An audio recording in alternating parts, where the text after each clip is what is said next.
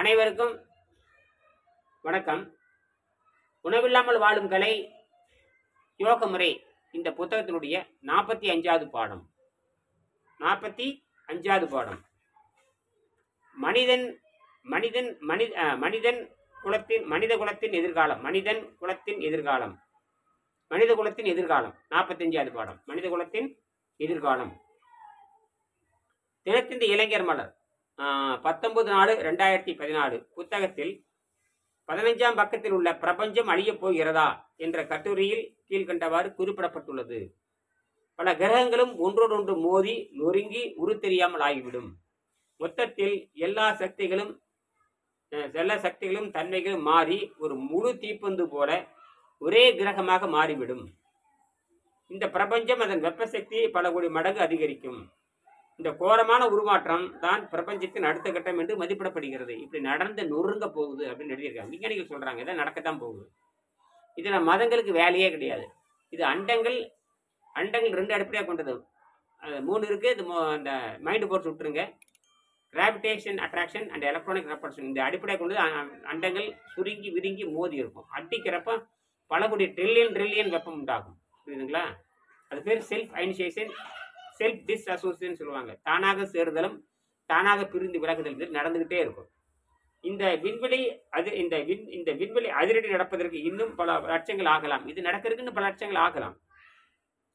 இந்த மாதிரி நிலைமையில் தான் மனிதன் மட்டும் அழியாமல் நிலைக்க முடியும்.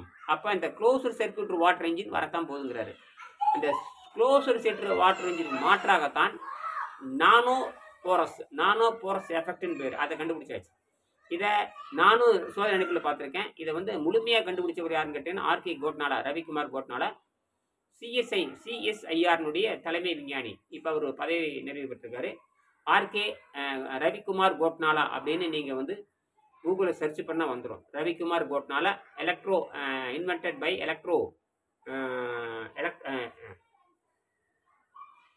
ஹைட்ரோ எலக்ட்ரிக் செல்னு பேர். இந்த ஹைட்ரோ எலக்ட்ரிக் செல்லுங்கிறது நானோ போரஸ் எஃபெக்ட் அடிப்படையாக கொண்டது. அவர் அது செராமிக் மெட்டீரியல் அவர் பயன்படுத்தினார். சுடுமண்ணை பற்றி பயன்படுத்தினார். அது லித்தியம் மெக்னீசியம் சோடியத்தை வைத்துக்கொண்டு நான் சிண்டரிங் பண்ணி, அதெல்லாம் உங்களுக்கு தெரியும். ஃபிசிக்ஸ் படிக்கிறவங்க அட்வான்ஸ்டு மெட்டீரியல் சயின்ஸில் படித்தா தெரியும். நான் 2 கம்பி வச்சு பார்த்தேன். 2 கம்பி நான் அலுமினிய கம்பியும் செம்பு கம்பி வச்சு பார்க்குறப்ப 0.7 வோல்ட்டும் 0.005 மில்லி ஆம்பும் வந்தது எனக்கு. புரியுதுங்களா? அப்படி என்ன எடுத்தோன்னா 500 மில்லி வோல்ட்டும் 5 மில்லி ஆம்பும் வந்தது. இன்னைக்கு வெறும் தண்ணியிலிருந்து இது வரைக்கும் ஒரு மைக்ரோ மில்லி ஆம்பு கூட இது வரைக்கும் யாரும் எடுத்தது கிடையாது. ஆனால் நான் எடுத்து பார்த்தேன். இது ஏன் நடக்குதுன்னு பார்க்கின்ற பொழுது தான் தெரிஞ்சுது. இது செல்ஃப் அயனைசேஷன் நடக்குது. 2 வேரி மெட்டல் வைக்கிறேன். ஒன்று செம்பு, ஒன்று அலுமினியம். யார் வேணால் வச்சு பார்க்கலாம். நீங்கள் ஒரு மல்டிமீட்டர் இருந்தால் போதுமானது. நீங்கள் சிறிதளவு தண்ணீர், கையில் தண்ணீர், இந்த தண்ணியை நினச்சிக்கிட்டு சின்ன 1 மில்லி ஒரு சென்டிமீட்டர் கேப்பில் ஒரு அலுமினிய கம்பி வைங்க. பக்கத்தால் ஒரு செம்பு கம்பி வைங்க. ஏனாமெல்லாம் எடுத்துக்கிட்டு நீங்கள் மல்டிமீட்டர் செக் பண்ணி பாருங்கள். 0.5 வோல்ட் வரும். நினச்சி பாருங்கள். 0.5 வோல்ட் வரும். அப்புறம் 5 மில்லி ஆம்பு வரும். 0.005 ஆம்பியர் வரும். அப்போ இதுலேருந்தே தெரிஞ்சு போச்சு. அப்போ இதுதான் அட்வான்ஸ்டு சயின்ஸை கொண்டு இது செராமிக்கில் கொண்டு வரும்பொழுது தானாகவே பார்த்தீங்கன்னா ஒரு கேவி 1000 ரூபாய்க்கு கொடுக்க முடியும். ஒரு கேவி 25 வருஷத்துக்கு 1000 ரூபாய் கொடுக்க முடியும், எந்த சேதாரமும் இல்லாமல். ஒரு கேவி ஒரு வீட்டுக்கு தேவை. ஒரு நாளைக்கு ஒரு கேவி மின்சாரம் இருந்தால் போதுமானது. 24 மணி நேரத்துக்கு 24 கேவி. மீறிமைனா ஒரு 10 லிட்டர் செலவாகும் தண்ணீர். அவ்வளோதான். 10 லிட்டர் தண்ணி நம்ம ஒரு நாளைக்கு 100 லிட்டர் தண்ணி செலவு பண்ணுறோம். அது 10 லிட்டர் தண்ணி அப்படியே பிரித்து எலக்ட்ரிசிட்டியை மாற்றி கொடுத்துட்டே இருக்கும். வீடு எப்பவும் ஜெகஜோதாக இருந்துகிட்டே இருக்குது. வரத்தான் போகுது. சரிங்களா? சரி, 45வது பகுதி மனிதன் குலத்தின் எதிர்காலம். இதை தான் பேசுகிறோம். இந்த விண்வெளி அதிரடி நடப்பதற்கு இன்னும் பல லட்சங்கள் ஆகும். இந்த மாதிரி நிலையில் இந்த க்ளோசர் சர்க்யூட் வாட்டர் இன்ஜின் சொல்கிறாரு. அதுக்கு தான் இந்த விளக்கம் சொன்னேன். ஆக இந்த நானோ செராமிக் அடிப்படையை வைத்துக்கொண்டு நானோ போரஸ் எஃபெக்ட் அதை பயன்படுத்தி நாம் மின்சாரத்தை தயாரிக்க முடியும். We can produce the electricity. With nanoporous effect, support of nanoporous effect. When we go to space colony, that nanoporous effect helps to the mankind. That's all. There is no problem for the electricity. If if we have known, if we have known to produce electricity, any kind is possible. Any kind is possible. If we have known to electricity in space, that means any kind is possible. Any kind is possible. Artificially environment is that is possible. Artificial cultivation is possible. Artificial living is possible. Possible. All kind of is possible.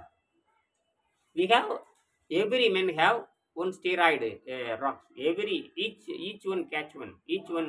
Each everyone have one steroid rocks. This is very miracle science, advanced science. This is evolution science. We can't demolish the evolution. We can't demolish the evolution. Evolution process. We don't against. We have not against the evolution. We can't demolish the evolution. Understand? ஆக அந்த செராமிக்கின் மூலமாக இவர் closed circuit water engine சொல்றாரு. நான் அப்படியே சொல்லிடுறேன். அதன் மூலமாக பல விண்வெளி நகரங்களை நிர்மாணித்து மனிதன் மேற்படி பிரபஞ்சம் அழிவை பார்த்து கொண்டே அந்த அண்டங்கள் அழிவை பார்த்துட்டு எம்டி ஸ்பேஸ்ல இருந்து பார்த்துட்டே இருக்கலாம். கோள்கள் வந்து விண்வெளியில் தான் இருக்கு. கோள்கள் அடிச்சு செல்றதை பார்க்கலாம்.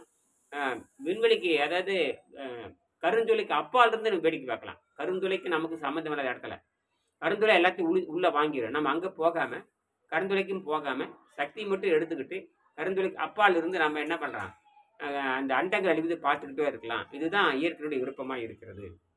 ஆக பல விண்வெளி நகரங்களை நிர்மாணித்து மனிதன் மேற்படி பிரபஞ்ச அழிவை பார்த்து கொண்டே வேண்டிய தூரத்தில் வாழ்ந்து விட முடியும்.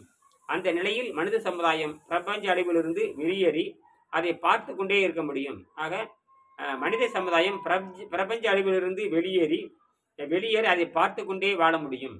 அந்நிலைதான் மனித சமுதாயத்தின் வருங்கால வாழ்க்கையாக இருக்கும். இந்த வகையில் நமது கல்வி முறை மாற வேண்டும். எவ்வளோ பெரிய விஞ்ஞானத்தை இந்த உணவில்லாமல் வாழும் கலையை வச்சு முடிச்சிருக்காரு. 45ஆம் பாடம் நிறைவேற்றது.